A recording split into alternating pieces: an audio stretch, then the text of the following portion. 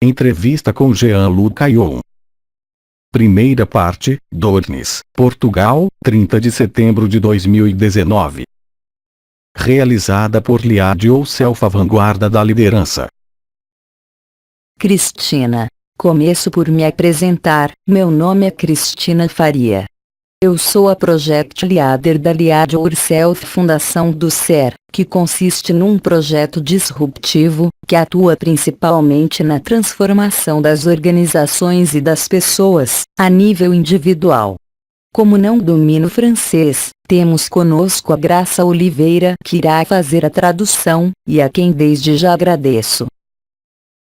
Graça, muito obrigada também. Cristina. Jean-Luc, podemos começar falando um pouco sobre o ti? Quem é você? Jean-Luc Caillon. Eu sou um homem de 62 anos, que chegou ao fim da carreira profissional. Sou doutorado em medicina e estudei desde muito cedo a medicina chinesa, mas sempre procurei na vida um sentido maior, para além das aparências, para além do visível. Desde minha jovem idade, procurava o simbolismo, o esoterismo, o energético, porque tentava dar um pouco mais de sentido à vida. Era algo que estava presente em mim desde sempre. O invisível, o mundo das causas, o porquê da vida, o porquê da doença, o porquê do sofrimento, o porquê do nascimento, o porquê da morte. E se o sentido da vida seria só nascer e morrer, sem nos preocuparmos com o resto?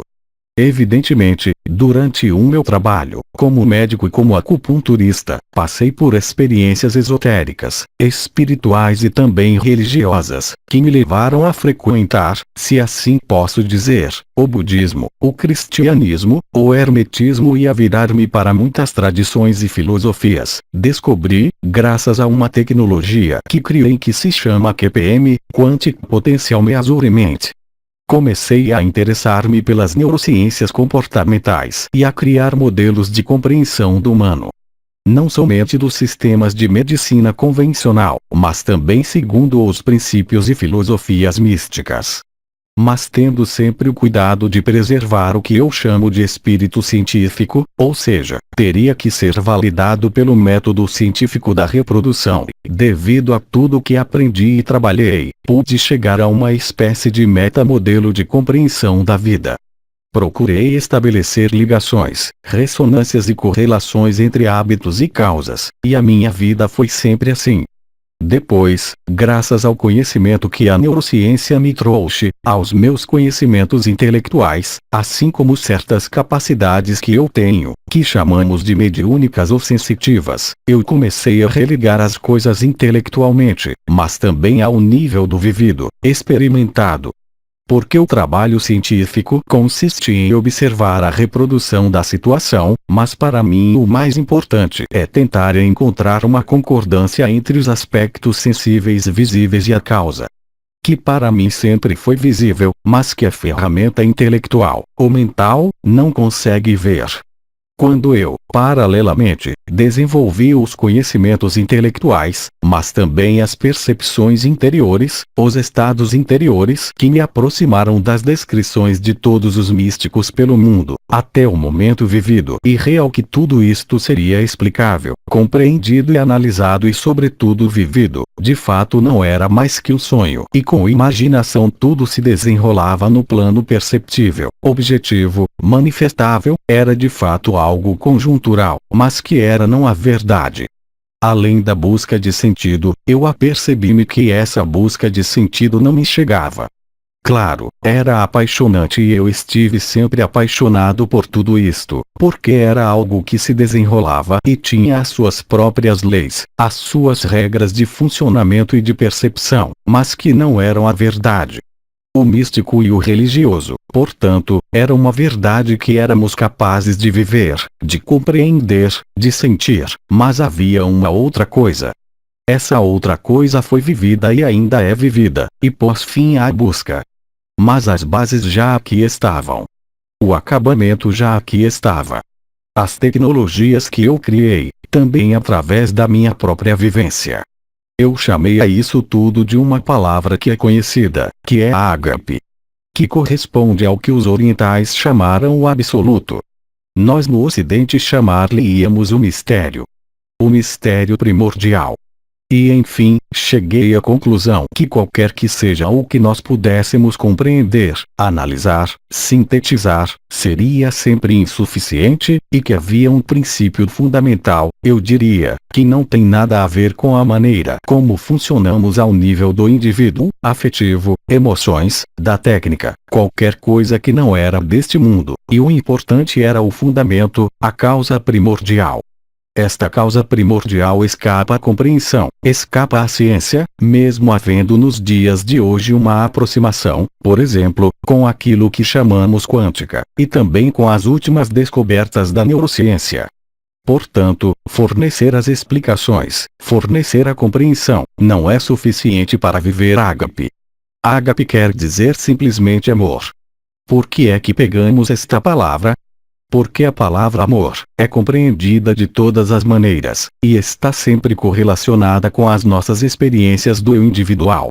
Portanto, progressivamente, eu passei desta visão do homem para uma visão do universo, mas não somente do universo e sempre com a ideia na causa primordial. E finalmente percebi que esta causa primordial é o fundamento de tudo o que é sensível, de tudo o que é perceptível, analisável e observável neste mundo, que é simplesmente o amor. Não o amor no sentido conhecido por todos nos romances, família, vida afetiva, emoções, mas é qualquer coisa que está subjacente, e que se entendia no conjunto da manifestação e da criação e que era a causa das causas. Mas o pressentir não é viver. É justamente saber isso que é a verdadeira riqueza. A verdadeira riqueza não é o conhecimento, a verdadeira riqueza não é a possessão nem a acumulação, nem mesmo a compreensão. É o vivido. E esse vivido não é excepcional, porque paralelamente ao meu vivido, eu poderei perceber outras situações, mais sutis, como um médium, como um canal. Isto é para ser vivido, mas se eu fosse sozinho a vivê-lo, não me serviria de nada. Há algum tempo nós éramos muitos a vivê-lo, mesmo sem empregar esta palavra ágape. É difícil descrever a verdade, ela não pode ser dita, só pode ser vivida. Ela não depende de nenhuma condição, de nenhuma circunstância deste mundo, e mesmo assim ela está presente. Eu diria mesmo que sem amor, nenhuma manifestação seria possível.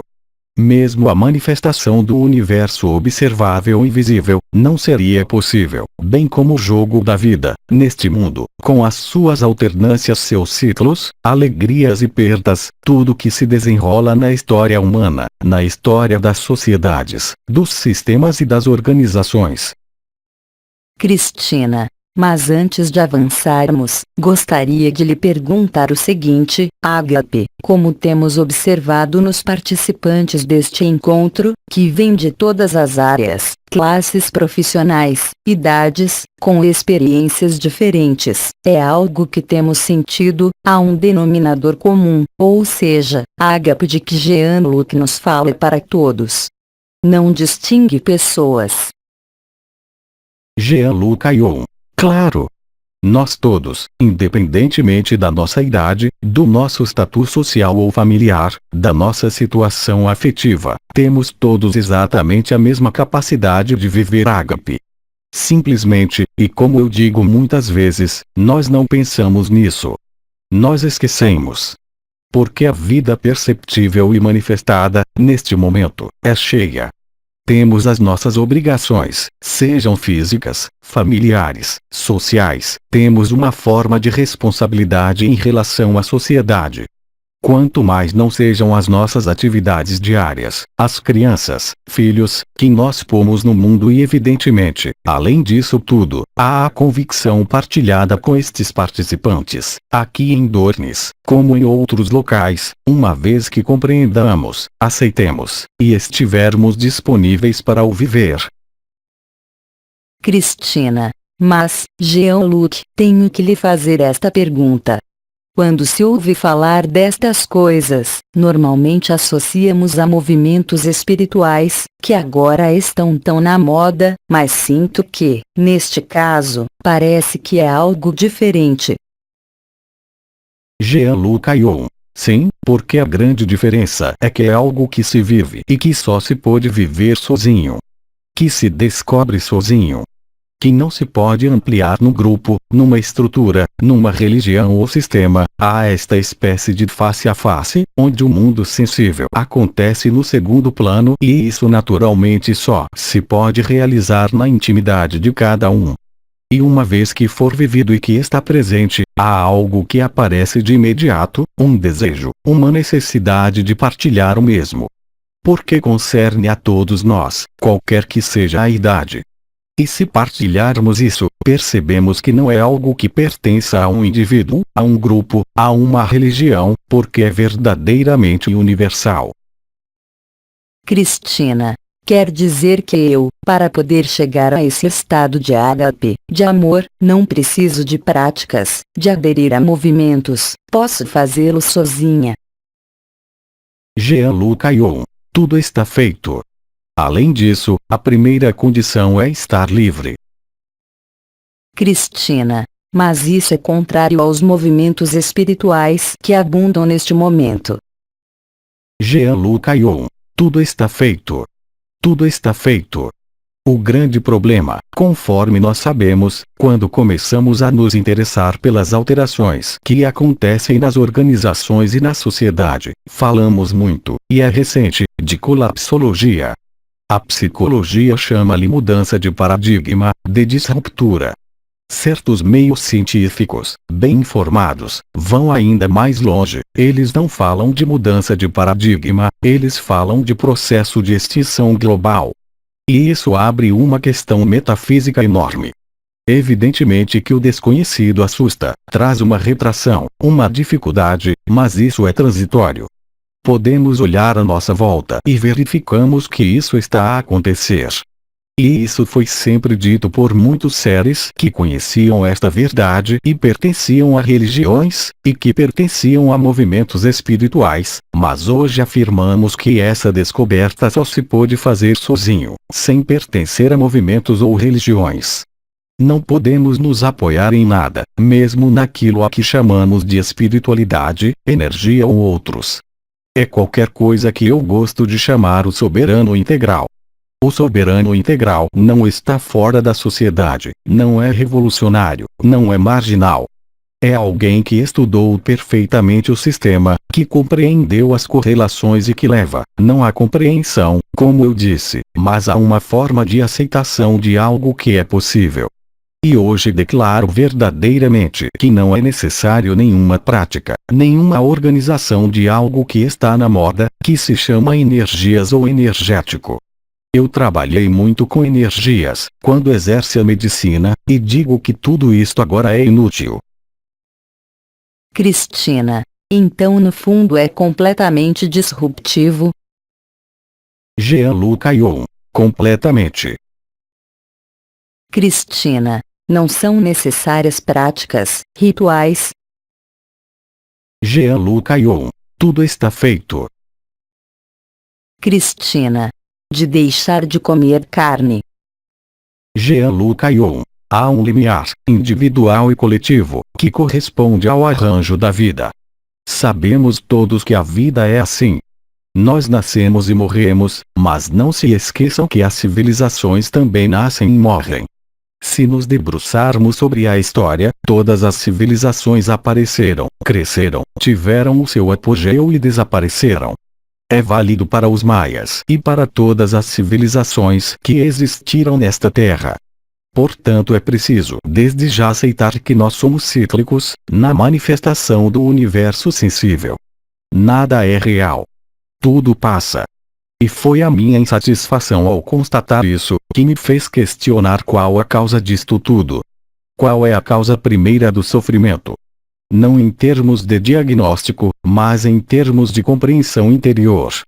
Hoje eu digo que é suficiente aceitar que isso seja possível, basta colocar-nos numa disponibilidade particular, do mental, da pessoa, da consciência e de vida. É algo que é difícil de aceitar, fazer. Porque sabemos todos que neste mundo, devemos fazer esforços, criar os filhos, ganhar a vida, responder a uma moral, a uma sociedade, mas mesmo quando fazemos isso, já não chega. Além disso, porque a disrupção e o fenômeno disruptivo. Nós temos, nesta civilização ocidental, um número de respostas dadas pela ciência, pela psicologia e até simplesmente pelo estilo de vida que temos hoje. Nós temos, em todo o caso, no Ocidente melhoradas as condições básicas de vida. O dinheiro é uma sociedade por si mesmo, mas hoje, globalmente, todos os seres vivos questionam-se sobre o sentido da vida.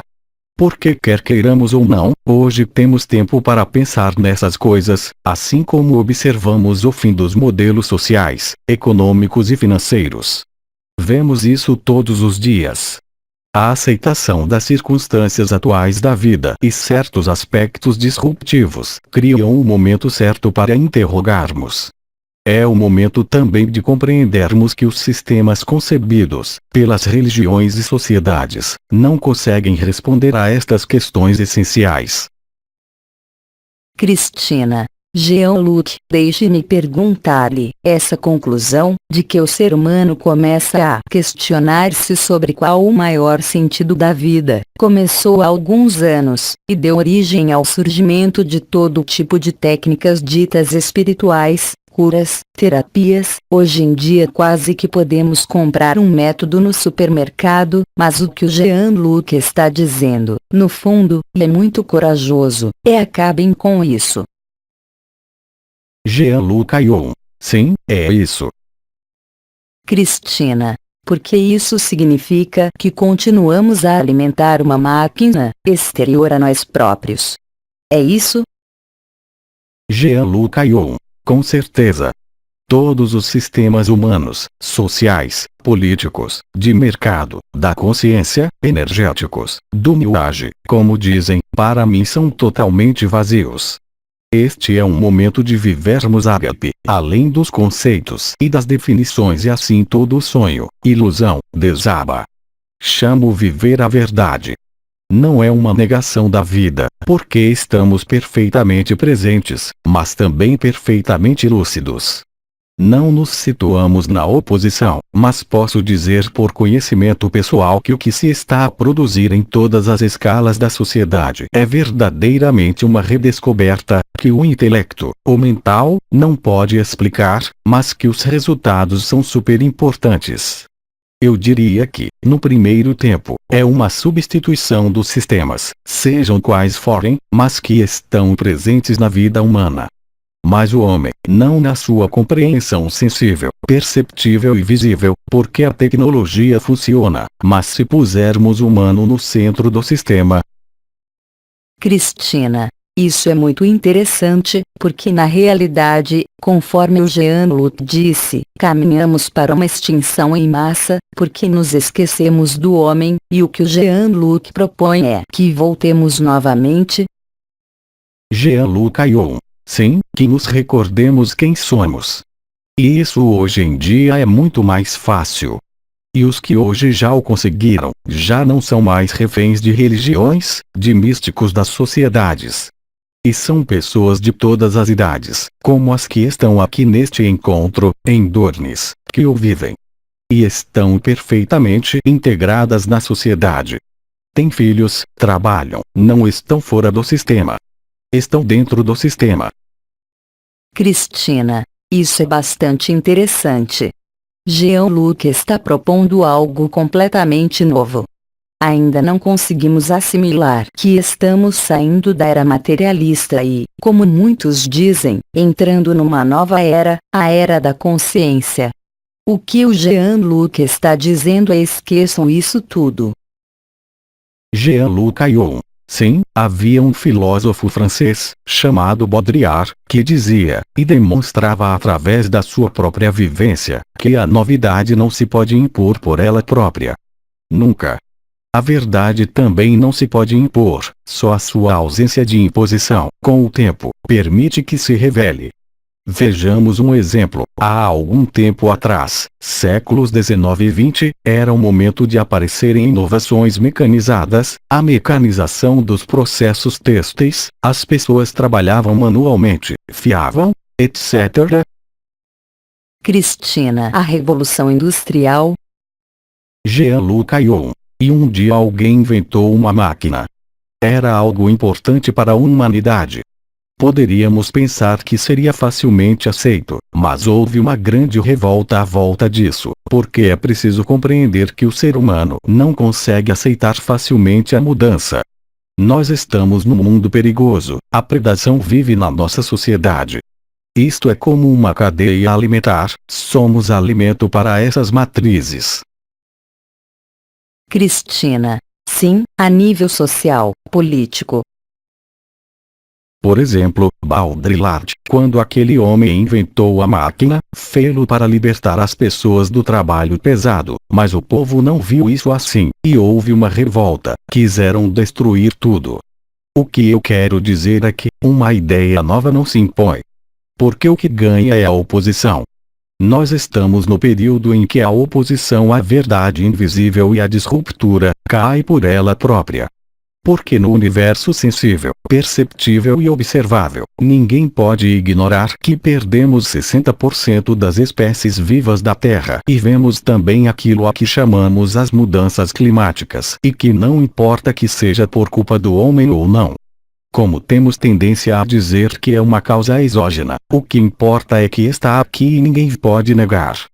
E é isso que faz com que as pessoas questionem e cria uma abertura ao desconhecido, mesmo que, por agora, estejamos falando de uma mudança de paradigma, isto cria uma oportunidade enorme para descobrirmos o que somos. A verdade nunca é uma conquista. A verdade é pessoal e de cada um, segundo B.D. Nisargadatta. É uma verdade relativa, de acordo com a história pessoal de cada um, memórias, conhecimento. Depois existe uma verdade absoluta, que não podemos conhecer, que não podemos observar, mas que podemos viver. O ser humano nunca foi tão bom em situações extremas. Isso é perfeitamente conhecido. O psiquiatra francês Boris Cyrulnik fala de resiliência, que é a mesma coisa para o sistema social. A resiliência, como ele diz, permite saltar o velho quadro de referências para um novo quadro de referências. O velho está acabado, saiu de moda. Inúmeros irmãos e irmãs, que realmente vivem a ágape, que realmente vivem esta disruptura, não podem mais ser enganados pelo modo de funcionamento desta sociedade. A seguir. Tradução para o português. Marina Marino.